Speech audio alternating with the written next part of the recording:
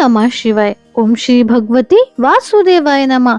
स्वागत है आपका हमारे चैनल श्री वचन में।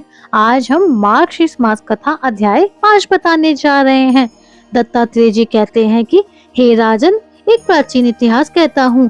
भृगु वंश में ऋषिका नाम की एक ब्राह्मणी थी जो बाल्यकाल में ही विधवा हो गई। वह रेवा नदी के किनारे विंध्याचल पर्वत के नीचे तपस्या करने लगी। वह जितेंद्रिय, सत्यवक्ता, सुशील, दानशीलता तथा तप करके देह को सुखाने वाली थी। वह अग्नि में आहुति देकर उच्च वृत्ति द्वारा छठे काल में भोजन करती थी। वह वल्कल धारण करती थी और संतोष से अपना जीवन व्यतीत करती थी।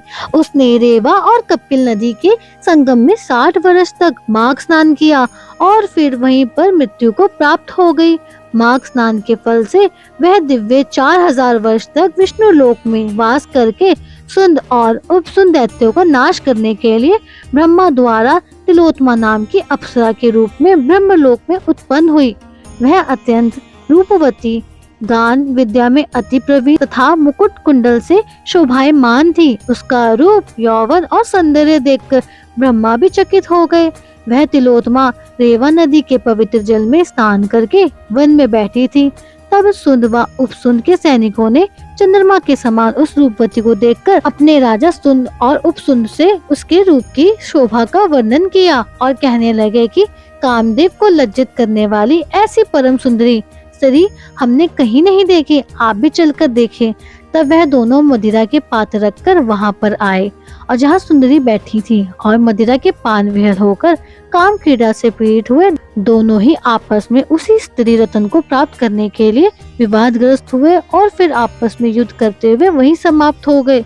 उन दोनों को मरा हुआ देखकर उनके सैनिकों ने बड़ा कोलाहल मचाया और तब तिलोत्मा काल रात्रि के समान उनको पर्वत से गिराती हुई 10 दिशाओं को प्रकाशमान करती हुई आकाश में चली गई और देव कार्य सिद्ध करके ब्रह्मा के सामने आई। तो ब्रह्मा जी ने प्रसन्नता से कहा कि हे चंद्रवती, मैंने तुमको सूर्य के रथ पर स्थान दिया। जब तक आकाश में सूर्य स्थित है, नाना प्रकार के भोगों को भोग। सो हे राजन, ब्रह्मानी अभी सूर्य के रथ पर माघ मास स्नान के उत्तम भोगों को भोग रही है। इसलिए श्रद्धावान पुरुषों को उत्तम गति पाने के लिए यत्न के साथ माघ मास में विधि पूर्वक स्नान करना चाहिए।